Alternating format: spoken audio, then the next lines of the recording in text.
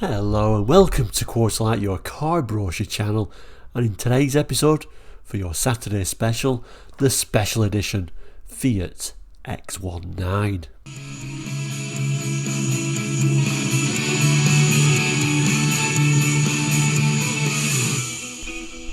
Hello and welcome back. Now if you're new to Quarterlight, we're a car brochure channel here on YouTube, looking at car brochures from around the world for the 60s, 70s, 80s and 90s and sometimes beyond that as well. So if you're interested in cars, car memories, looking back at cars gone by, then please do consider subscribing. It is all completely free. Now today's episode is happened to fall on a Saturday, or at least it was first aired on a Saturday. We call those episodes Saturday special episodes because we look at special and limited edition episodes on this day. Today, actually no difference. We're looking at a Fiat X1 special edition from the 70s. So I'm going to throw that on the board and let's have a look at that one now. So here is today's brochure. Black background. Don't usually like black brochure, but this was rather nice with the white writing and the green car. It all looks quite good. Saying special series. It is a bit of a special edition without any real name. In fact, if I just turn to the back of the brochure, this is sort of the specifications, which we'll come back to in a moment, and this is where your dealer stamp would have been if there was one on there. But if we zoom in, we do get a numbered special edition, which makes it a little bit more, oh, this is actually more interesting than I thought at first. I thought it was just a random special edition that wasn't named, but it is a numbered one as well. Designer, of course, was Bertone for these cars, and we've got a Lucio Bertone signature there that's actually numbered as well. Now interestingly, this brochure isn't dated, but I'm thinking it's 1977. In fact, there was also a special edition exactly the same time in the US. We don't know how many of these special editions were made, but this seems to be tied in that they almost said, well, we're going to send special editions here, there and everywhere, a certain amount to each country, I would presume. They came with kind of like interior colours and trims and exterior striping unique to this edition, and then we got a little badge which I'll show you in a moment. Interestingly though, the American ones, I think as far as I know, they actually came with a little Italian flag next to this signature and this number. I think the UK ones actually came with a British flag on it, rather unusually, but a nice way to celebrate the model. And like I say, there must have been quite a lot of them sold in various different countries then, if this is a UK one and there was a US one in the same year. But you know, rust was an issue, so I'm sure that they were a pretty, rare car today. Particularly 70s X19s are certainly a little bit rarer, aren't they? Anyway, let's move back to the front cover. Picture actually isn't the best on the front cover, so let's just open it up if you don't mind me sticking my arm in there. Text wise, it tells us Fiat X1, the sports formula for the true enthusiast, and then we got some writing, so let's zoom in on that. So it tells us here the X1 is a unique car with the Fiat range due to its mechanical layout, mid-engine, body styling and type, wedge shape, 2 seats, removable hardtop pop-up headlights. Designed for discerning motorists, the X1 is being produced in a modified version not previously available in the UK. The new features: metallic colours, black side stripes, new interior layout, wide section tyres, fog lights, etc. further enhance its personality with an even more aggressive look. And then we get a little bit of an image. Only a tiny image, sadly, but this is quite an unusual sort of styling, isn't it? This sort of area here. This is unusual looking car. I don't think I've ever seen this particular special edition, actually, but I quite like it. I particularly like it in this green colour. You can also just about make out the seats are a very nice striped colour on there as well, and we get these rather nice alloy wheels. Overall, a nice special edition. I think did a little bit of a research. I think these were around about £3,290 in the UK in '77. Anyway, let's move to the next page. aerodynamic wedge shape, it tells us. Rather nice. I've got a lovely side shot. I do think it's a really nice one. This is one of my, I'd say right up there, one of my favourite sort of special editions for the X19. We got others, of course, right at the end of the run. We got like the grand finale and that. Anyway, let's have a look at the text, and I think we'll come back to this lovely image. It tells us the front of car has been styled to ensure a very low drag coefficient, and the gently sloping body meeting a steeply sloping front at the bumper, to reduce drag to the very minimum. The front section has been designed to be as clean as possible. One example is the headlights, which are retractable, so they do not break up the aerodynamic perfection of the wedge shape. Also noteworthy are the front air dam and the large air inlet below the bumper. So there we go. So it wasn't only British Leyland in the 70s who were interested in wedge-shaped designs. Let us zoom in a little bit further. Very nice proportions actually, and like I said, that unusual sort of like box type arrangement going down the sides, which is unusual. Colour, I think, is the perfect colour for that.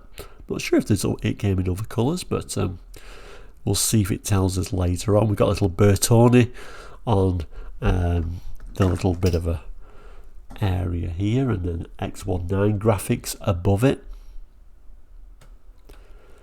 Moving along. This is the time when we got rather nice small bumpers. They kind of changed them later on for a more sort of like American spec bumper. We also got this little bit of a nice little lip on the front though, which actually I think really suits it. We've even got very small quarter lights on there as well. Overall, I think the 70s X19s are indeed my favourite. Anyway, let's turn to the next page.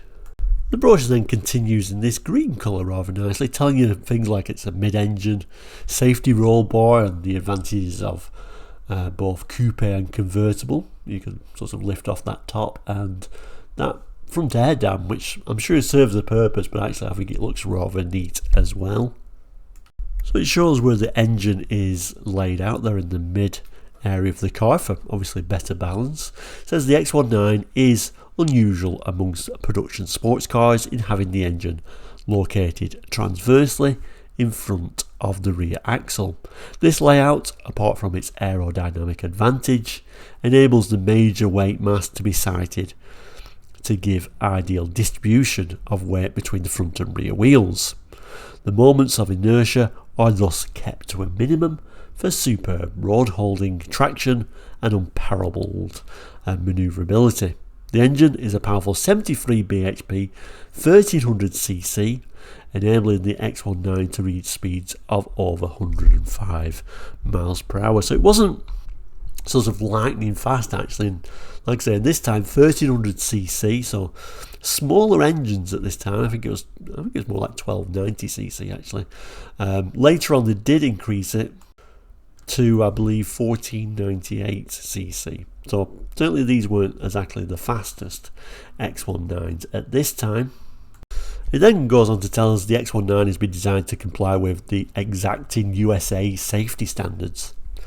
Not entirely sure that the British buying public give two hoots about the US safety standards, but nevertheless it's telling you in this brochure.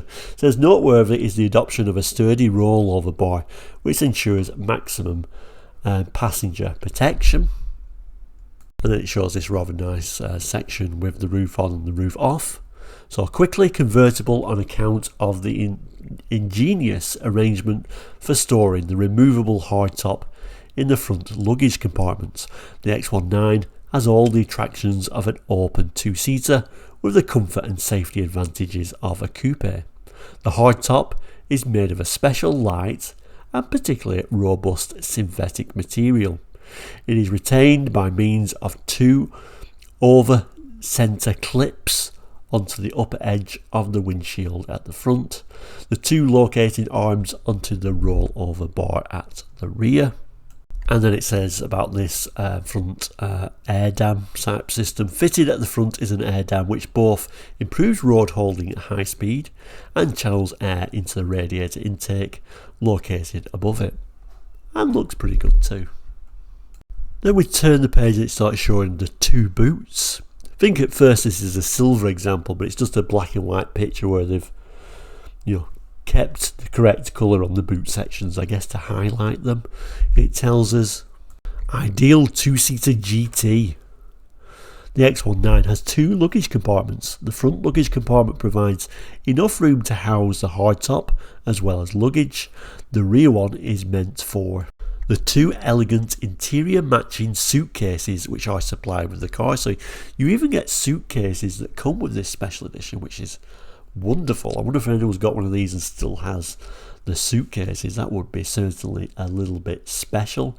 And they were kind of like matching suitcases. I've seen them. They're kind of like matched with the interior.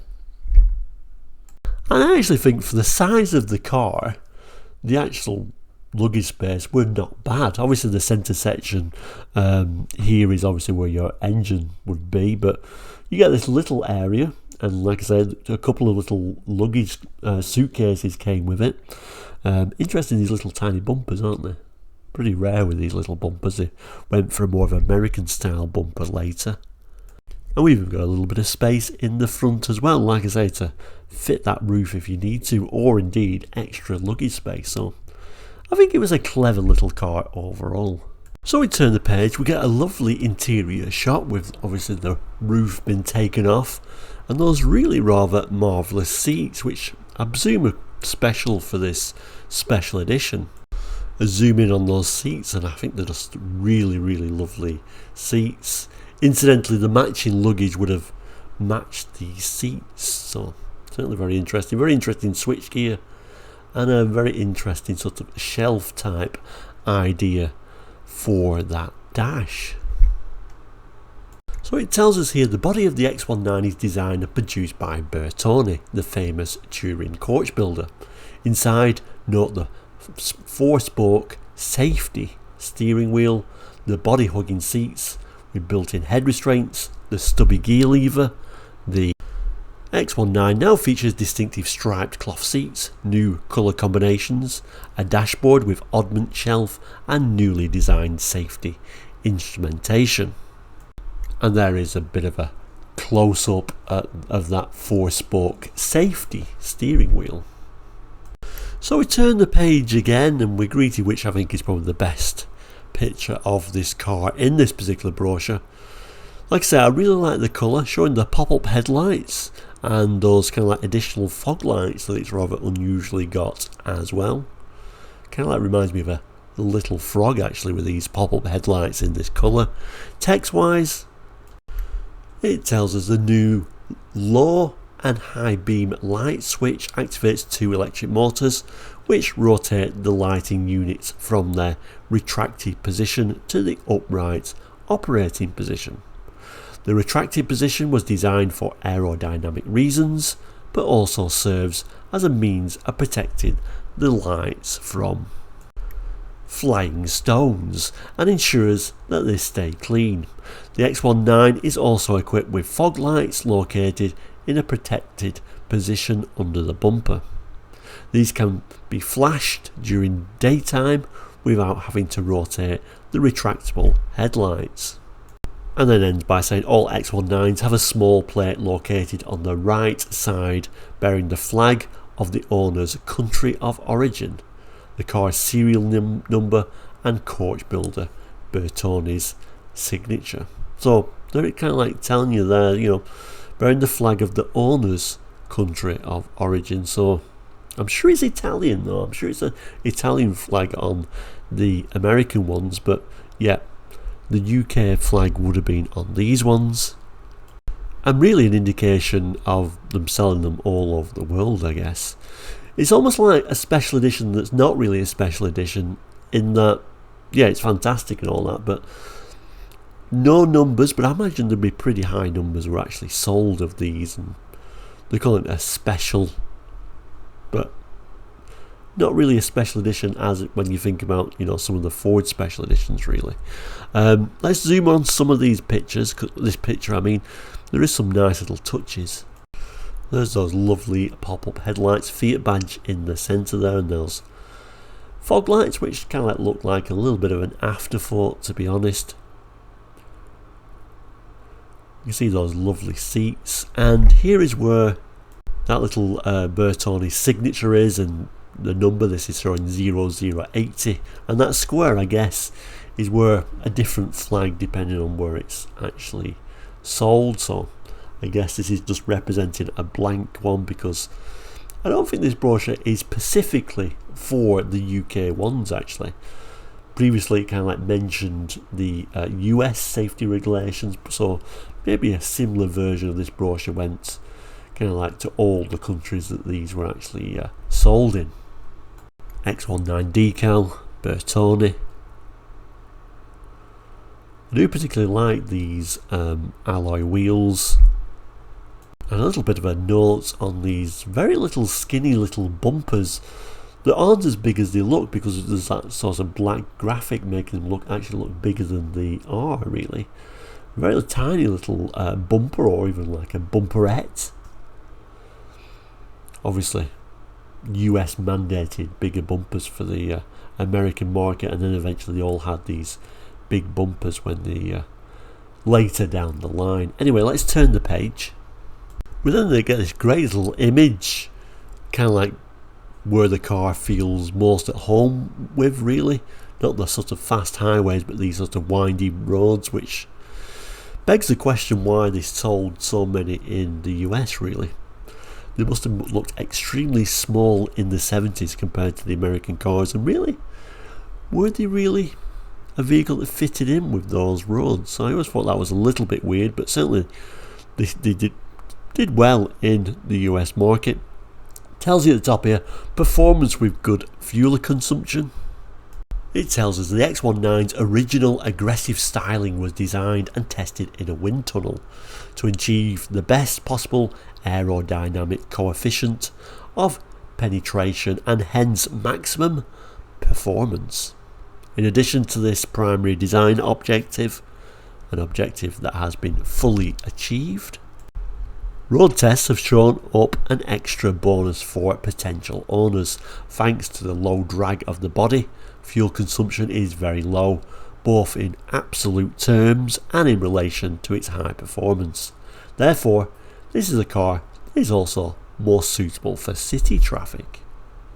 And then it takes us back to the back page for the specifications, so let's have a look at that now. So it starts by giving us some dimensions, rather unusual to start with that. Then it gives us what we want to know, the engine. So I'm not going to read it all word for word, but what it basically is, it's the smaller engine, the 4-cylinder 1290cc engine, 73 bhp. Tells us the clutch is a single dry plate, gearbox 4 forward and 1 reverse gear, synchronizers 4 forward gears. Transmission through rear wheels by axle shafts with constant velocity, universal joints at hubs and differential. Differential is integral with gearbox, cylindrical gear, helical toothed final drive. Steering rack and pinion, column in 3 universally jointed sections. Symmetrical independent track rods for each wheel, sealed for live bushes. Front suspension independent by swinging arms and strut type pillar shock absorber units, coil springs, all bearings of sealed for life type, requiring no lubrication. Rear suspension independent with transverse strut type pillar shock absorber units and swinging traverse arms, coil springs, all bearings of seal for life type, requiring no lubrication. Wheels, disc, radial tyres, spare wheel behind passenger seats, and it tells us about the brakes. Brakes are discs on front and rear rather nicely. Electrical, of course, 12 volts. And it tells you about the windscreen washer, constant and intermittent wiper speeds. Petrol tank capacities, and it tells you the speed over 105 miles per hour. Options, light alloy wheels, so I guess those alloy wheels that we really like there are actually an option. Tinted glass, heated rear window. I was kind of like thinking maybe those light alloy wheels might have been part of this special X19 package, but I guess not. No date on this particular brochure by the looks of it. It just says edition number 2.0042, printed in Italy. That's the little badge you got on the front wings there, what we saw before, and like I said, the top sort of left hand corner of that would have been, it's telling us wherever you bought the car, that's the flag you would have got there. So the very interesting X19 special edition of some description, but if there is any X19 enthusiasts who can tell me a bit more about this model, always very interesting to know and learn more. But thank you so much for watching today, and the Fiat X19 for 1977.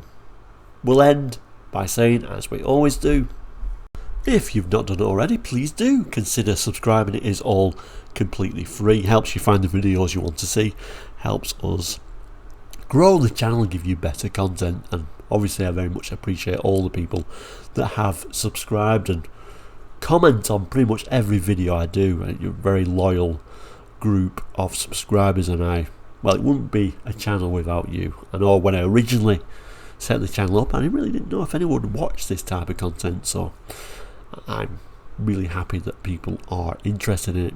But like I said, if you do want to subscribe, it's very easy. Click the little emblem. It's all free. You can actually become a member. It's a very low fee at the moment. Our membership, the numbers so low, I'm not really adding any extra content, although I'll certainly answer every single comment that you ever do if you are a member. And then when we get more members, we can start adding little extra features for the members. But just a bit of a heads up, there isn't really much extra content if you do become a member. Overall, thank you so much for watching today. I'm going to add a couple more boxes there for other episodes you can watch. But we'll end by saying, whatever you're up to, please do take care. We'll see you very soon, and goodbye.